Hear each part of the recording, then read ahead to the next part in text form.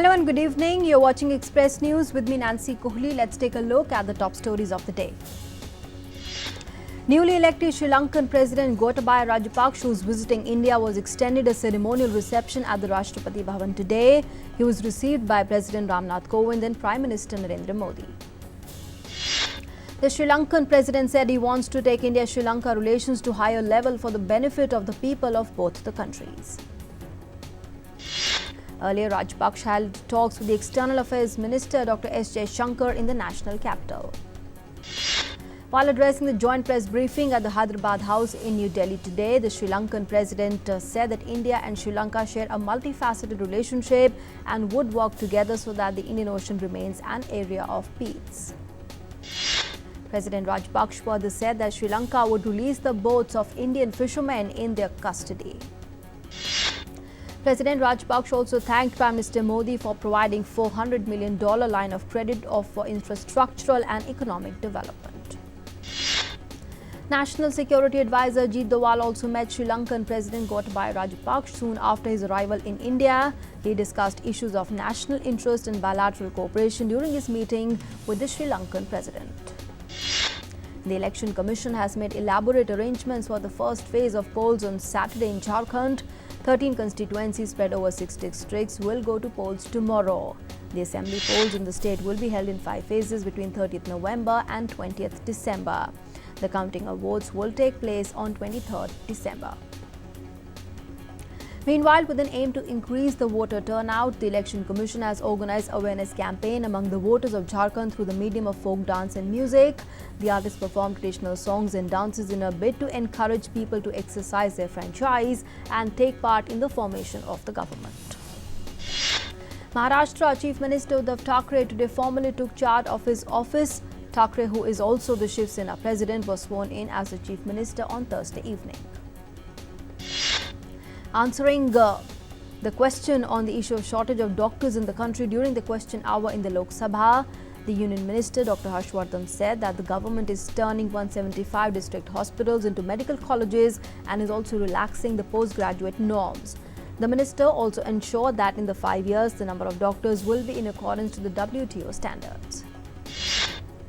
During the question hour in the Lok Sabha, Union Minister Smriti Irani said that various measures are being taken against human trafficking. The minister informed the House that with the help of Home Ministry, anti-trafficking units are funded under Nirbhaya funds to ensure the protection of women and children against human trafficking. BJP MP Pragya Singh Thakur tendered an apology today in the Lok Sabha for her remarks on Nathuram Godse. She also said that her statements made in Parliament were distorted and that she respects Mahatma Gandhi's contribution to the nation. After the apology tendered by Pragya Thakur on a statement on Gandhi, Union Minister for Parliamentary Affairs Prahlad Joshi said that Prime Minister Modi has instructed all the MPs of the BJP to take Padyatra on his 150th anniversary to spread his message. Union Minister for Parliamentary Affairs Prahlad Joshi also said Rajnath Singh has already made BJP stand very clear on Nathuram Godse. Railways Minister Piyush Goyal said that the entire rail network will be electrified in India, which is the only country in the globe that is experimenting to convert diesel engines into electric. Replying to supplementaries during the question hour in the Rajya Sabha, the Commerce and Industry Minister also said that the government is addressing the various concerns of the manufacturing sector. Information and Broadcasting Minister Prakash Javadekar said that to raise awareness among people towards several public welfare schemes by government, many programs and advertisement is being done. The minister was replying to debate in the Lok Sabha. He also urged the Health Ministry to advertise the detailed information on the Ayushman Yojana card so that people can get complete information. Information and Broadcasting Minister Prakash Javadekar released a report titled "Empty Vessels Make More Noise" on report on Delhi's Aam Aadmi Party government by the Public Policy Research Centre in Delhi. The Public Policy Research Centre evaluates existing policies and proposes new ones in the various sectors on the state and the central level. Addressing the media, the Union Minister Prakash Javadekar slammed the Delhi government led by Arvind Kejriwal on the issue of failing to tackle air pollution. Supreme Court sought response from West Bengal cadre IPS officer Rajiv Kumar on the CBI's appeal challenging the anticipatory bail granted to him in the multi-crore Chardas chit fund scam case. While issuing a notice to Kumar, a bench headed by Chief Justice S.A. Bobde told Solicitor General Tushar Mehta that the agency has to convince the top court why the custody of the former Kolkata Police Commissioner was needed in the case. While addressing the concluding session of the All India Police Science Congress in Lucknow, the Union Home Minister Amit Shah stressed on the need for bringing a change in people's perception about the police force and vice versa. Home Minister Amit Shah also said for students who have decided to go in field of professional policing, Central University will be set up and colleges will be opened in all the states. Subjects like forensic sciences, constitution and law will be taught. After hitting record highs in the previous session, the BSE Sensex plunged to close 336 points or 0.82% down to close at 40,794. The broader Nifty at the National Stock Exchange also lost 95 points or 0.78% to end at 12,056. The gold rallied 143 rupees to 38,695 rupees per 10 grams in the national capital on sharp depreciation in rupee and positive global trend, according to HDFC Securities. The silver prices also gained 108 rupees to 45,375 rupees per kilogram from 45,267 rupees on Thursday.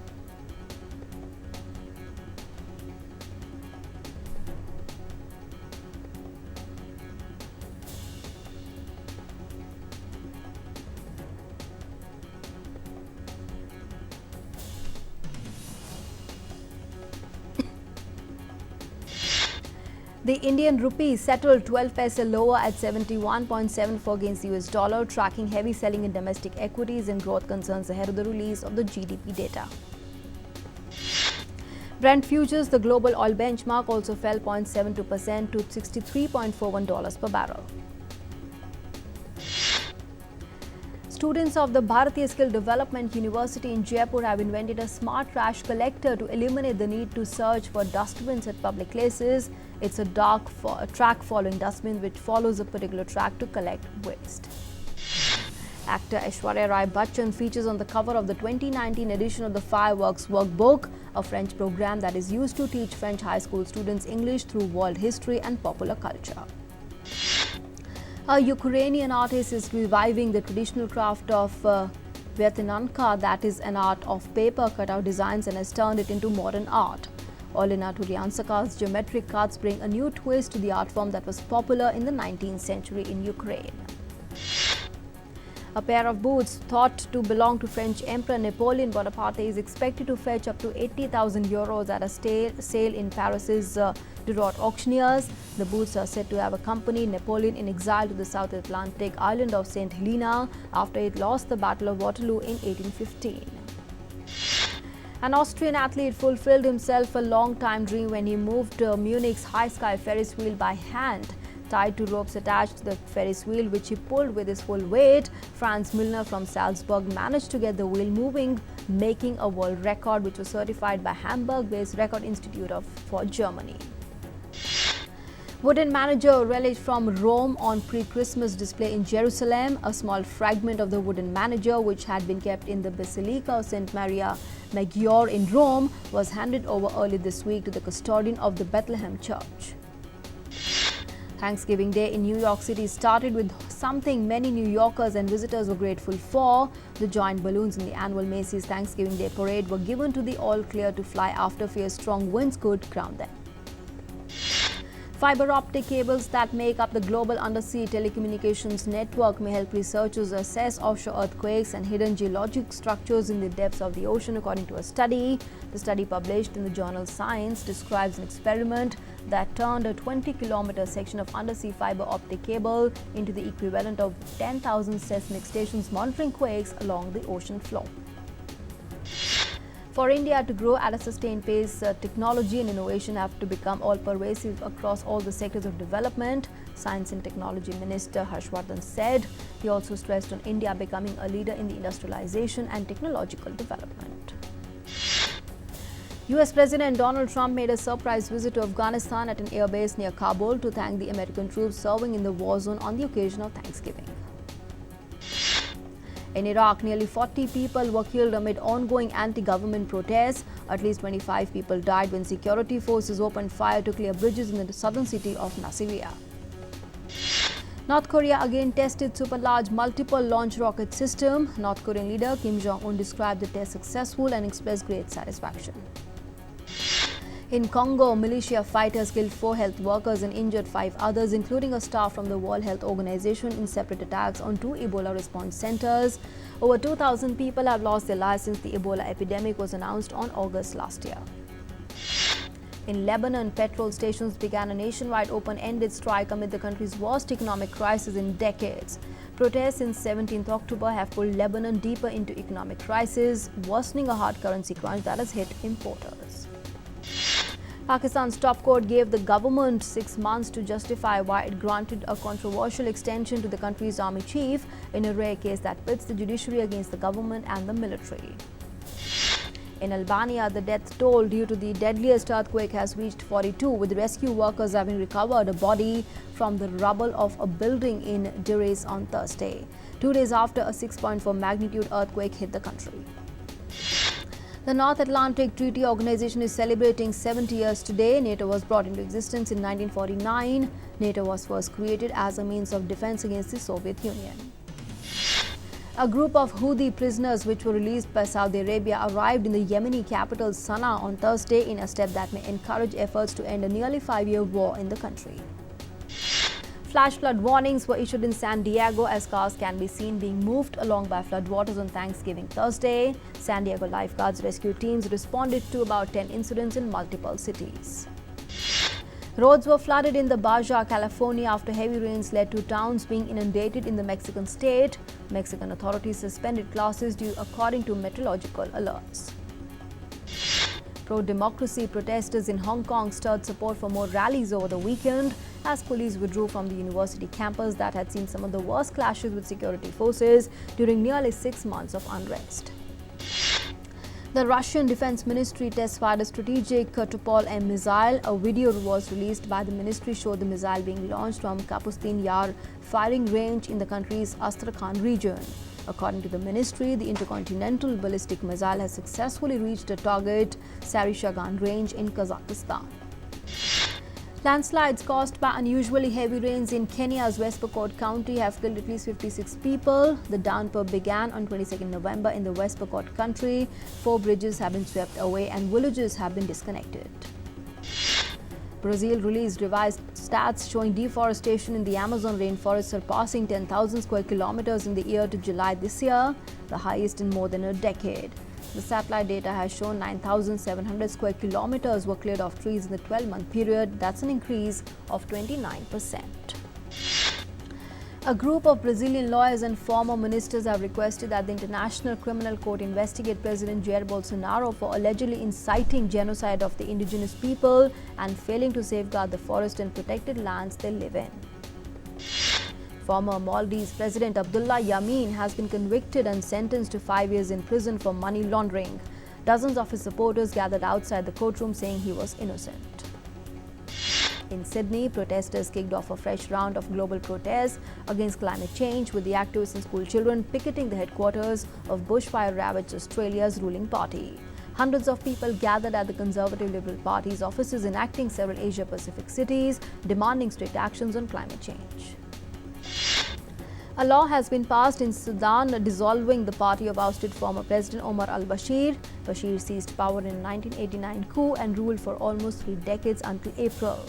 The country's transitional authorities also repealed a public order law that was used to police women's behavior. Russian activists from Greenpeace environmental campaign group protested the transportation of what they say are radioactive waste from Germany. The vessel Mikhail Dudin, which carries depleted uranium, a byproduct of manufacturing fuel for nuclear power plants, docked in St. Petersburg port. Italian police say they have uncovered a plot to form a new Nazi party and seized weapons including rifles and swords in searches across the country. Officers found Nazi flags and books on Hitler and Italian fascist leader Benito Mussolini during raids. The target was the self-styled Italian National Socialist Workers' Party. A powerful winter storm hit parts of the U.S. that brought in a heavy spell of snowfall, forcing closure of a major Southern California highway during the busy Thanksgiving holiday. Interstate 5 through the Grapevine area, a mountain pass was shut down in both directions. China's cross-border e-commerce websites have been competing with each other to get more from Chinese consumers' pockets as the Western shopping festival Black Friday is hitting China with deals on imported products. Buyers all over the world have flocked to online broadcast rooms to sell products effectively. Lewis the koala, who captured people's hearts around the world when rescued by a grandmother from an Australian bushfire, was put to sleep at the Port Macquarie Koala Hospital after medical staff determined his burns to be too severe. Mexico's mighty volcano erupted on Thursday with clouds of ash rising from it. The volcano had also erupted with fiery pyroclastic material landing on the mountain's flanks and a dramatic ash column rising into the night sky. Teenage climate activist Greta Thunberg posted her support for a declaration on a climate emergency by European Union lawmakers. Thunberg, who is sailing to COP25 in Madrid after an 11-week tour of North America to demand action on climate change, urged the European Parliament to now take drastic, sufficient action. Chinese business guru and e-commerce legend Alibaba's founder Jack Ma hailed the growth of potential of Africa so as to help the continent develop. Jack Ma made remarks after the Alibaba Group signed an MOU with Ethiopia for the creation of electronic world trade platform that many see as a game-changing initiative to promote the digital economy of the East African country. The chances of a Conservative Party majority after next month's UK election hit their highest of the campaign and lifted sterling in tandem after a closely watched polling model indicated the party could win its biggest majority since 1987. A majority, estimated at 68 seats under the model developed by pollsters YouGov, would give Prime Minister Boris Johnson a mandate to take Britain out of the European Union on 31st of January. Tom Latham's unbeaten 100 and his century stand with Ross Taylor laid a solid foundation for New Zealand before rain brought an early end to day one of the second test against England in Hamilton. Chile's round of the 2020 World Rally Championship has been axed, the latest high-profile event cancelled in the wake of violent unrest in the troubled South American nation, which has left 23 people dead. Jurgen Klopp is preparing to embark on a frantic run of fixtures with fears over the fitness of Fabinho after the midfielder limped out of Liverpool's Champions League draw against Napoli. Juventus and Inter Milan return to their duel at the top of Serie A after midweek European successes, with Napoli carrying the momentum of a 1-1 draw at Liverpool as they look to snap a 7-game winless run and climb up the table. A formidable Indian team is expected to overcome the challenge of a depleted Pakistan team in a Davis Cup tie starting on Friday in Kazakhstan. A world-renowned rock climber, US national Brad Gobrett, fell to his death while climbing a sheer rock face in northern Mexico. West Indies announced their ODI and T20 squads for the upcoming series of India beginning next month. Kieron Pollard will continue to lead both the ODI and the T20 squads, with Nicholas Pooran as his deputy in the shorter format and Shai Hope taking over the role of the vice-captain in the ODIs. India made a fine start to their campaign at the 13th South Asian Games, with the men's and women's volleyball teams registering wins over Bangladesh and Nepal respectively in their opening matches. David Duckenfield, the police commander at the Hillsborough Football Stadium disaster, was found not guilty of the gross negligence manslaughter of 95 Liverpool fans who were crushed to death. Duckenfield prosecuted over the 1989 disaster, which was Britain's worst sporting tragedy with an eventual death toll of 96. UK Athletics has commissioned an independent review into its dealings with disgraced coach Alberto Salazar and his Nike Oregon project. The American, who worked with British distance runner Mo Farah from 2011 to 2017, was banned for 4 years by the US anti-doping agency. Left-arm spinner Manav Sutar snapped 5 wickets as the Indian under-19 team took an unassailable 3-1 lead in the 5-match series over Afghanistan with a comprehensive 5-wicket win in the 4th Youth ODI. Tim Verbeek, the man who guided Australia to the 2010 World Cup, has died from cancer at the age of 63, the Dutch media reported. Swedish footballer Zlatan Ibrahimovic filed a hate crime complaint after being the target of vandalism and racist threats a day after the star announced his part ownership in football club Hammarby. Interim team director Enoch Nikwe will be in charge of the South African team for the Test series against England starting next month. West Indies thrashed Afghanistan by 9 wickets early on day 3 of their one-off test in Lucknow. Shama Brock's maiden test century and Hakeem Cornwall's match haul of 10 wickets helps Windies to crash Afghanistan. Chennai FC FC and Odisha FC shared the spoils after thrilling Hero Indian Super League encounter, finished 2-2 at the Jawaharlal Nehru Stadium in Chennai.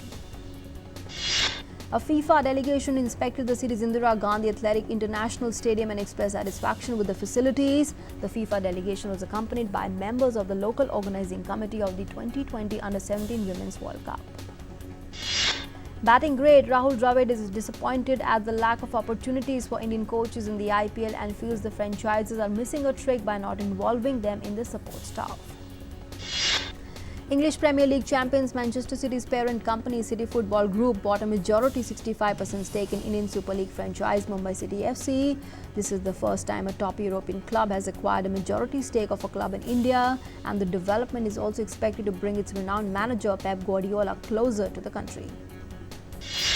The impact of the Fit India campaign is visible in all walks of life. One such event took place at Connaught Place, where women and girls participated in a marathon to enhance their fitness level. David Warner and Mariners steered Australia to 70-1 in the opening session of the day-night second test against Pakistan in Adelaide. Kidambi Srikanth and Saurav Verma advanced to the quarterfinals, but Lakshya Sen bowed out of the men's singles contest at the Saeed Modi International Badminton Tournament in Lucknow. In the women's singles, Shruti Manduda and Rituparna Das enter the quarterfinals with straight game wins. Young women's pair of Simran Singhi and Ritika Thakur also progressed to the final 8. Kuhu Garg and Anushka Parekh also advanced to the next round. Indian archers Deepika Kumari won gold while Ankita Bhagat bagged silver medal in the women's individual recurve event of the 21st Asian Championships in Bangkok. The Director of Sports and Youth Services in Government of Odisha said 17 synthetic hockey pitches are planned in Sundargarh district. Besides that, a permanent facility will be constructed near the practice pitch of the Kalinga Stadium for establishment of a high-performance centre. Actor Hilary Duff says she feels pressure about the Lizzie McGuire reboot. The 31-year-old actor is returning to the titular role that made her famous in the Disney Plus series that will see her alter ego as a 30-year-old woman living in New York City. Hip-hop star French Montana is finally out of the hospital. The 35-year-old rapper took to Instagram on Thursday to reveal that he is discharged after staying in intensive care unit for a week. The Pussycat Dolls are reforming for a reunion tour kicking off in Dublin next year, the American girl band confirms. The group originally formed as a Burlesque dance troupe and known for songs like Don't Cha and When I Grow Up. Actor Catherine Langford says for her big Marvel fan like hers, it was enough to act opposite Iron Man star Robert Downey Jr. in his last scene as the superhero, and she was not upset about her portion getting chopped from the final edit of Avengers Endgame. The 13 Reasons Why star film was seen as a teenage version of Tony and Pepper's daughter. Scarlett Johansson's Black Widow will release in India on 30th April 2020, a day before its release in the US. Marvel Studios' Black Widow will open in India in 6 languages: English, Hindi, Tamil, Telugu, Malayalam and Kannada. Dev Patel, Anupam Kher's Tara Hotel Mumbai and Vidhu Jamwal's Commando 3 has finally hit the big screen. While Hotel Mumbai is a thriller based on the 2008 attack on Mumbai's Taj Mahal Palace Hotel, Commando 3 is an actioner which will see Vidhu Jamwal doing death-defying stunts. According to latest buzz on the internet, actor Michael B. Jordan, known for his role in the Marvel blockbuster Black Panther, was reportedly in discussions with Warner Brothers executives to star in a Superman movie.